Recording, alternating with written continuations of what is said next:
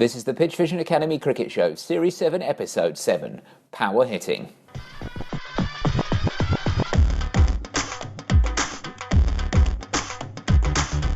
Coming up on this week's PitchVision Academy Cricket Show, we talk about hitting the ball over the ropes, power style, it's the modern way, but we also have lots of chat about other cricket things. We find out how to get more accurate with your bowling at the start of the spell, and we help an orthodox left-arm spinner who's undercutting the ball get that turn, rip, dip and bounce back again. All that and more coming up on this week's PitchVision Academy Cricket Show.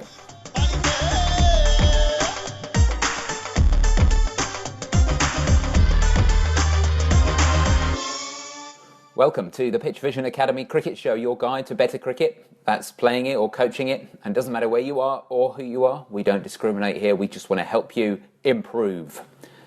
And we, of course, are three cricket coaches who are doing their very best in an audio format to get across what we want to get across and help you. My name's David Hinchliffe, I look after things. And joining me from Millfield School is the Director of Cricket Coaching there, it's Mark Garaway. Hello, Gareth. How are you? Okay? Very good, thank you very much. Yeah, enjoying rare sunshine. So, get on with it, as you say. Get out there and get on with it. Too right. We've been outdoor netting. It's been wonderful. Amazing. That's fabulous. In February. And secondly, on the line, it's Sam Lavery, who is the cricket professional at Portsmouth Grammar School. Lavers, are you? You must be getting sun at PGS. It's always sunny down there. Yeah, of course we are. It's lovely today, actually. We've had a good couple of days. We actually had a full day of sunshine yesterday, where everyone was out in shorts and t-shirt. It was lovely. I'm not sure how long it's going to last, but it's good. It's good for now. You make the most of it, don't you? You absolutely make the most of it. Yeah. Speaking of making the most of things, I wanted to, again, with these introductory topics, sometimes I pick some bigger ones, so it's very difficult to condense it down into a couple of minutes, but I was thinking about power hitting quite a lot, and where somebody starts if they have learned the game in a more traditional way, they've been taught to, play the straight drives and, build an innings and bat through and all that kind of thing. Where do you start developing a power game with the traditional cricketer? And I know both of you, especially you, Gareth, have been doing a lot of power work over the winter. So I guess we want sort of an introductory guide, a 101 for the club player or the school player, I suppose. Well, I think the first thing is to literally just have a go at it. And the best, I think one of the best drills that you can do is to get somebody to underarm you a couple of balls from a distance and pop it back over their heads and hit it as far as you can. And often you'll see that people either fall into two camps. One, that just naturally fall into having their lower body do the things that we're now seeing on a regular basis. And in the last few days, we've obviously seen a fastest ever Test 100 from Brendan McCullum. And if you go and watch that, and particularly the side-on shots that you see of the shots that he plays, the base that he gets is pretty much what you're looking to achieve when you power hit. And he decided to do it in his penultimate Test match innings with great success, but he's done it throughout his whole career in whatever format. That sort of triangle down the bottom with that brace front leg and a dipped back leg is exactly what we're looking to achieve. So some people will fall into that, and other people will be, I suppose, conventional, which is where you started this question from, and will generally look to generate their power mostly from just swinging their arms harder and letting their arms do all of the work. So you'll find that some people will take to the bounce hit drill, which it doesn't get much more simple than that, fantastically, and then you don't have to do too much work with them. It's just about fine tuning.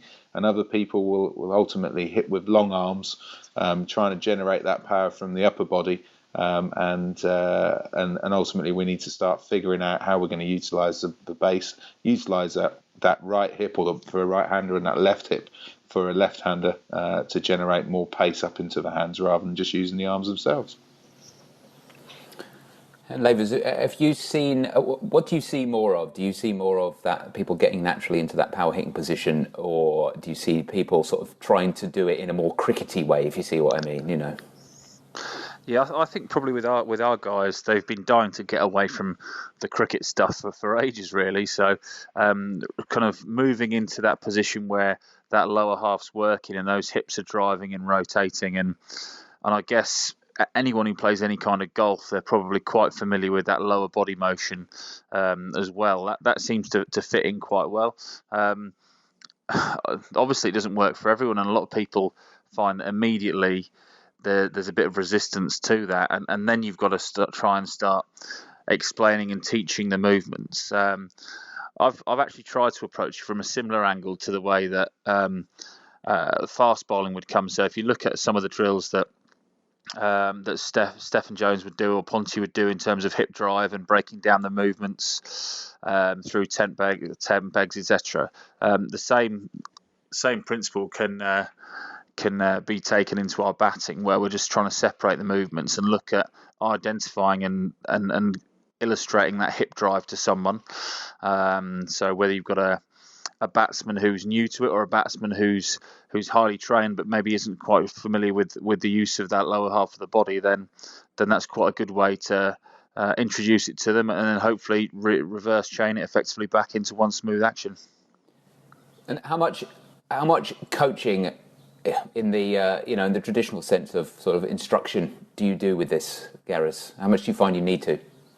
Well, I think it's more about, and this is where I think the modern day and age is brilliant, isn't it? Where you can actually video them, show them, and then within about 5 seconds put up some video of a world's best, in this week, McCullum, up against their shape, and then they see it for themselves. And so in terms of the coaching, as long as I know what the technicalities are, actually sometimes the best thing is to show an image, isn't it?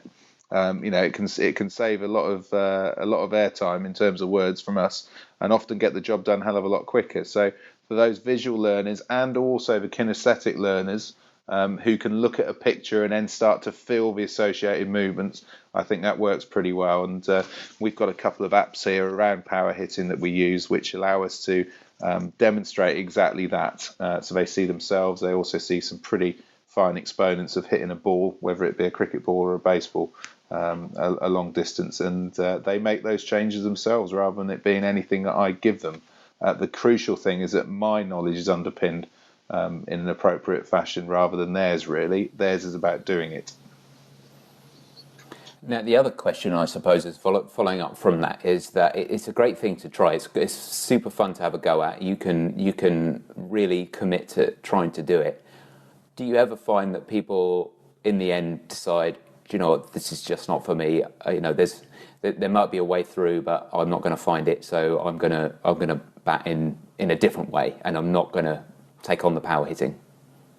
Yeah, you get that a lot, and I think even Julian Wood has found that, working with some international players, from conversations that I've had with him and the conversations that I've had with a number of the professional clubs that he's gone in and done some work, is that there has been resistance from individuals because they don't see it relevant, or probably more to the point, they found it a bit more difficult than others, and then they just bag it, which is fine. It's each one to their own, really. And I think if you're doing a session and you've got 10 people in there and 5 of them find that it works for them and they go with it and they want to make that an emphasis for further development, and that's great. And for the other 5 that say, no, I don't want to do that, the first question I'll ask is, that's great, but then how are you going to score at the same points in time that these guys are going to be trying to launch it out of the park? How are you going to go about that? How are you going to do it? Because they've got to be crystal clear that their game is sufficient to be able to score at the rates that we need in the same part of the game as the guys that can pop it out of the park. And ultimately, then you might shift the mindset or two, because that's all it is. It's a mindset. So you look at Josh Butler, he's got the capacity to play a flip on both sides of the wicket, but he's also got the capacity to launch it 100 metres down the ground, hasn't he? Now, I know that I'd be more comfortable bowling to a power hitter who's only got one way, or a ramp person that's only got one way, to somebody that can do both.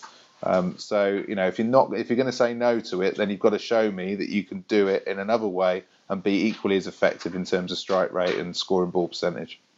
Would you say, Gareth, that there's a good time, especially at the professional level? Is there a better time to try and introduce this to people, bearing in mind how much consideration they're giving for their own technical game?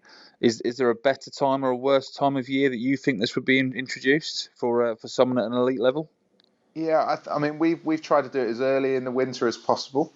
And that's really to allow the different speeds of movement to come in. When I say speed of movement, in accepting that it's a way to go, or to make their own decision about which is the way to go.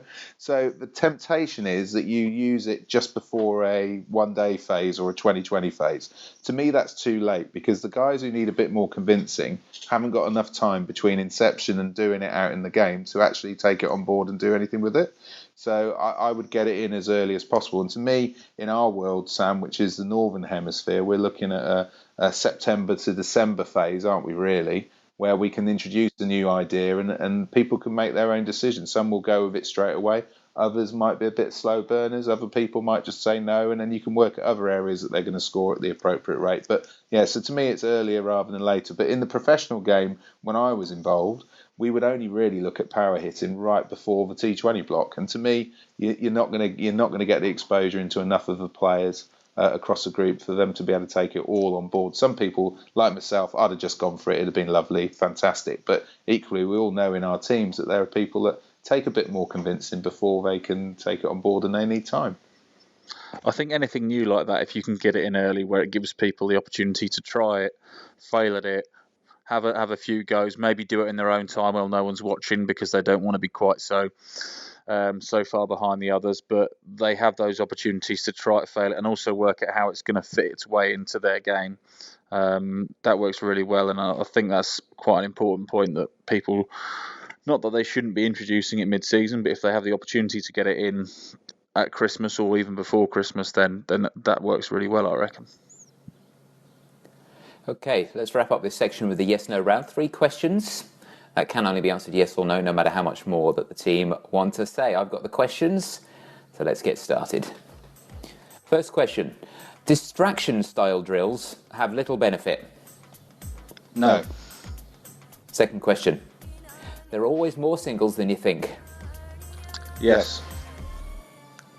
Third question from Twitter. A major reason that a player falls short of their goals is that they spend their time hoping for them instead of working for them. Yes. Correct. Yes. Breach of protocol there. That's a level 3 breach, Gareth. Oh no, that's yellow card, isn't it? I've got one more offence before I get kicked off the yes/no round. Now it's time for the question section on the show, where we very simply answer the listeners' questions, or it can be questions sent in by readers to the PitchVision website. And what we do is we answer those questions as best we can, and then we decide on the best question of the week, which wins a prize of an online coaching course, courtesy of PitchVision at pitchvision.com. You can send in your questions to us by emailing coach@pitchvision.com, and we'll give you more details at the end of the show. And Nimrat is the first person who sent in a question this week, and he says, I can't deliver energy at the start of my bowling.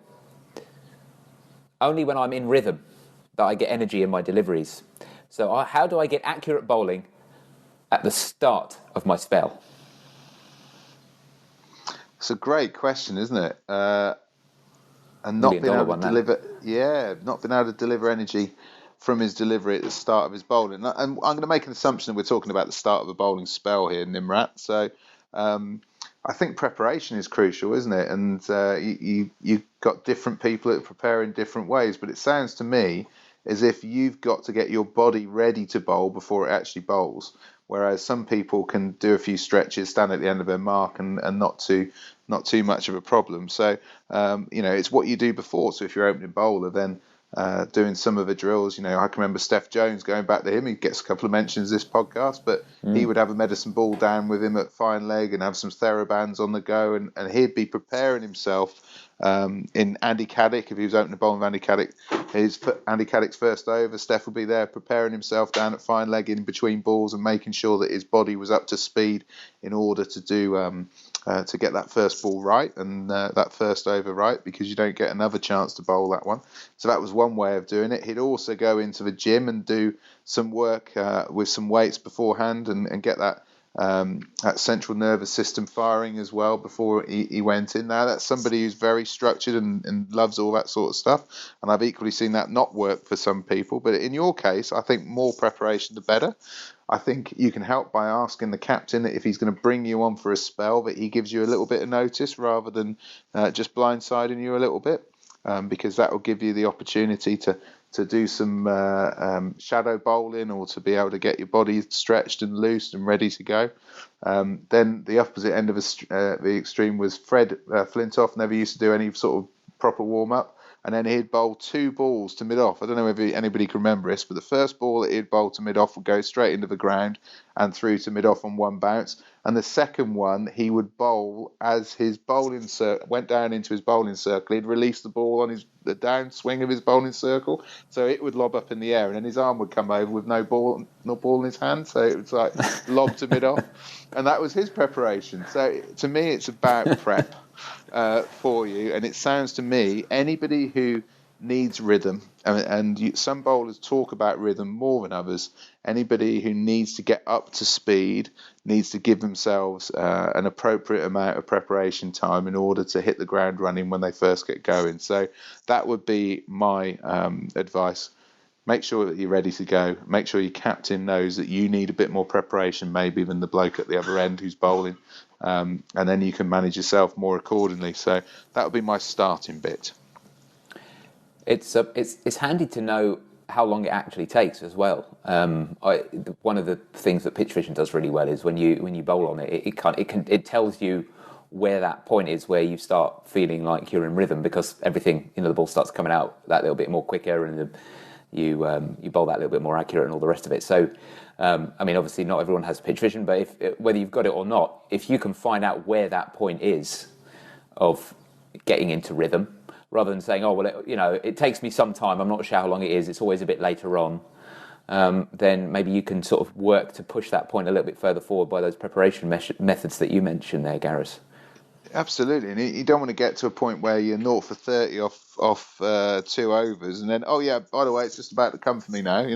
It's a bit too late at that point, isn't it? Because the bloke's seeing it like a football, and the opposition are 45 for no wicket after the not too many times of facing a ball. So it's knowing yourself, and I think one of the great things about PitchVision and other ways of getting some feedback, which is what you're talking about, is that it helps us to build that self-awareness, doesn't it? And on the field, I think your wicket keeper is crucial for that, because they'll get a sense, particularly if they're your consistent wicket keeper, you can get some feedback from there.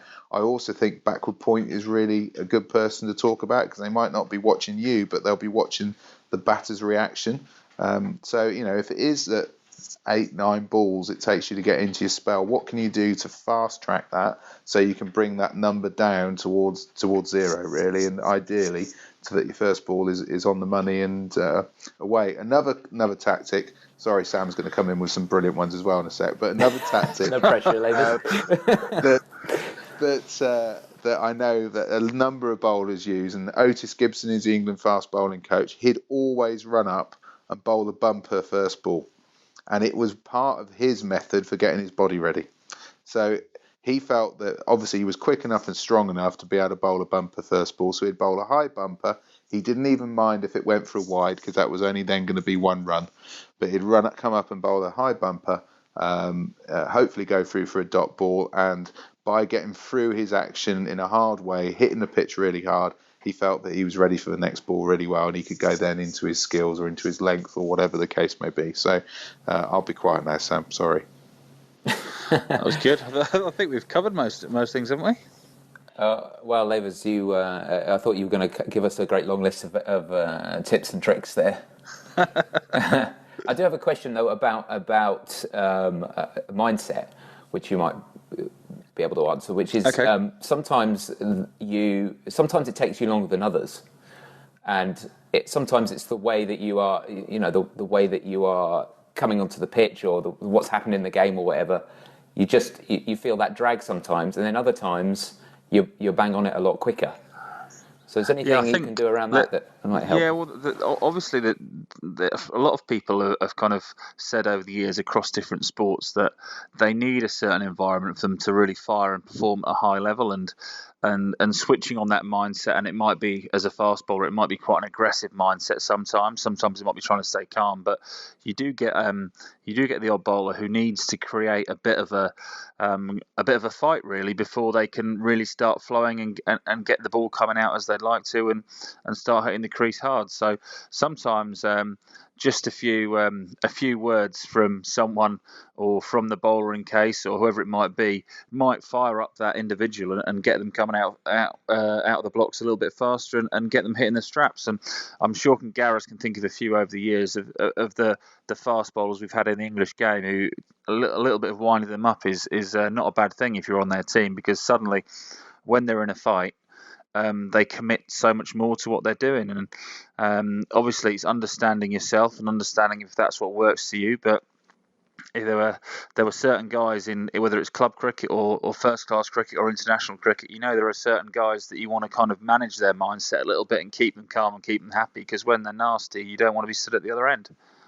Oh, crikey, there's plenty, and I think there's one who's presently the number one bowler in Test cricket in the world that is a bit like that. You can find a way of getting into his external competition motivation mode, and often journalists would do that for him, to be brutally honest, because they'd write something about Broady or about the team which he's passionate about, and then he would come out firing. So. An example being when all the Aussies got stuck into him through the papers, wasn't it? Before the series that we won down under, he came out absolutely firing and doing his job. And then similarly, last year at Trent Bridge, he got a lot of stick at Lords, and then they went into games and he bowled absolutely magnificently. Took on the role when Jimmy Anderson went down. Can you remember that? When Jimmy Anderson went down with his injury. They said, right, what's this bowling attack got? He took an umbrage to that and then came out fighting, and it'd be a classic example of that. But there's been hundreds over the years. Again, it goes down to knowing your players, doesn't it? And it doesn't have to be the captain that does it. It could be anybody, really. And some people need to probably chill out a little bit more to perform their skills, and other people, you get something going within them, and then all of a sudden the ball comes out with a bit of heat on it earlier in their spell. Okay, next question is from Damo. Damo says, I'm a left-arm orthodox spinner, and I formed a habit of undercutting and getting less turn off the pitch than I should with the amount of revs that I usually get. Try as I might, I can't seem to correct myself for any period of time. Can you give any advice on how I can get into a better habit of keeping the seam up so that the ball lands on the seam and rips better?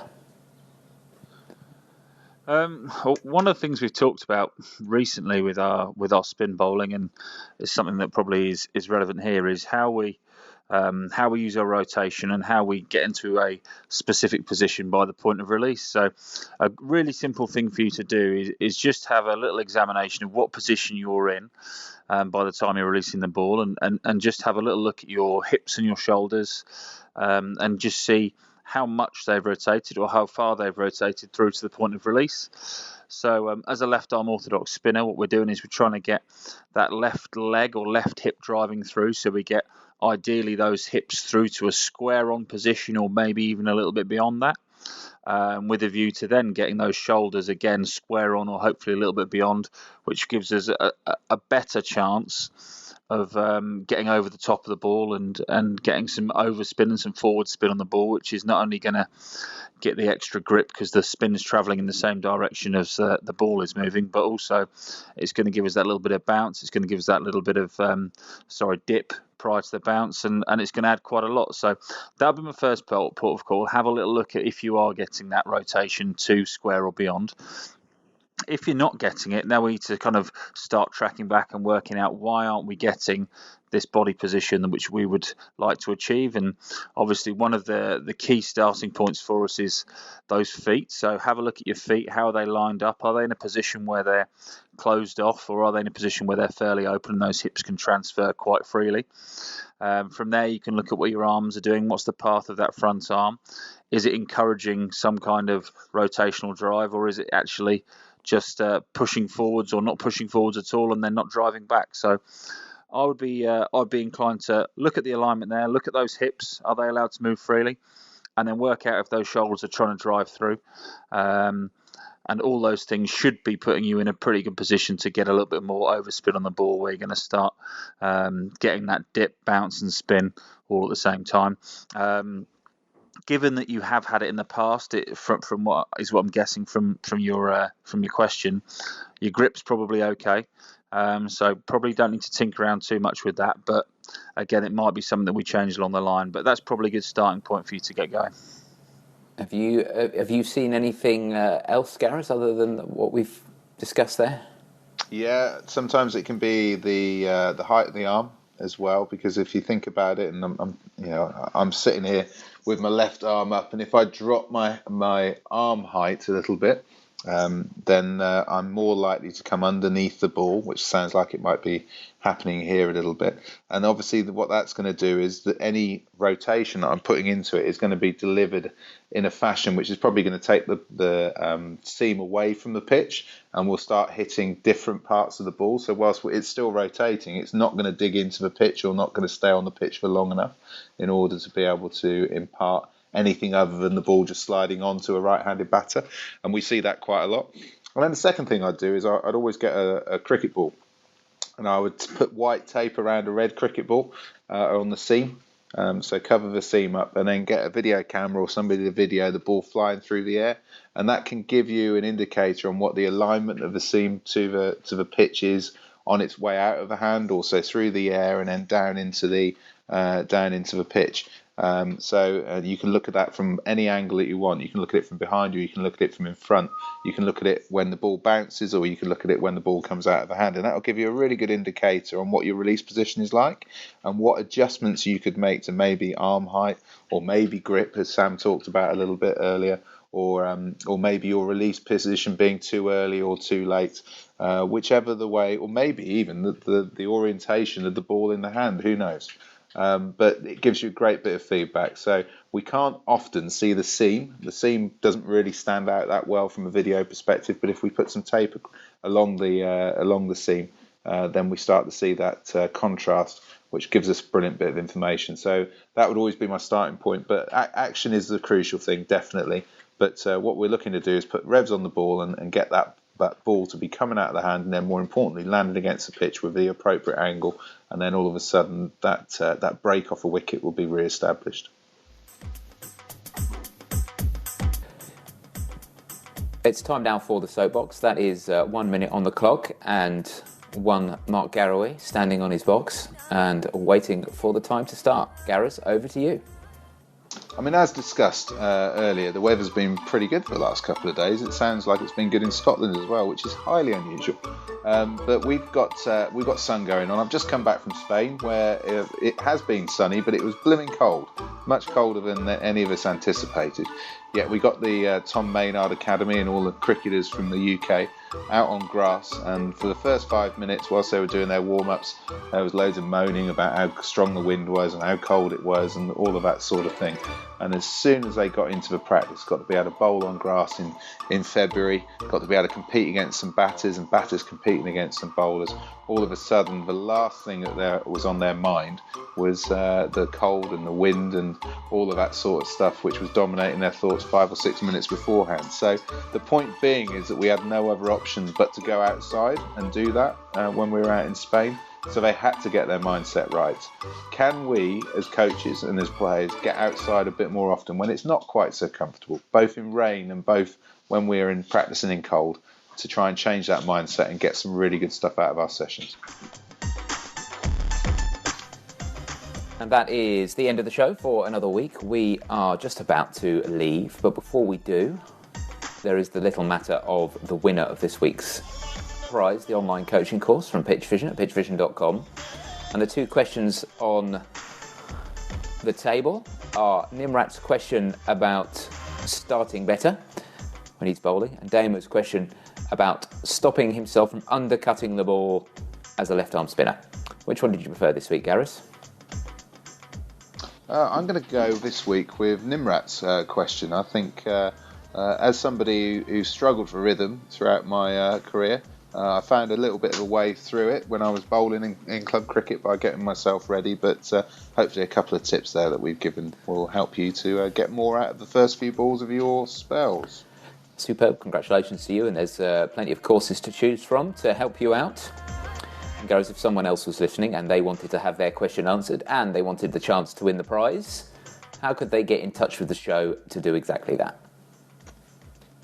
They could give us a call on 0203 239 7543 or drop us a line at coach@pitchvision.com. That's correct. You can also find us on Facebook, facebook.com/PitchVision Academy, and our Twitter is @PitchVisionAcad. Lots of social media stuff going on there. You can subscribe to this show every week by going to your favourite podcast app and doing a search for PitchVision Academy. You'll find us there and tap on the subscribe button. It doesn't matter what you use, you'll find us in most places and on most formats, tablet, PC, phone, whatever you use. And if you want to download the show, or you want to look at the show notes, or you just want to have a browse around the website generally, then you can do that by going to pitchvision.com/academy. Lots of stuff going on there, but if you want the podcast section, click on the podcast link and all the details are in there. That's all for this week. We hope you'll listen next week. But until then, have a good week. Cheers, Gareth. Cheers, Lavers. Cheers, fellas. Cheers, guys.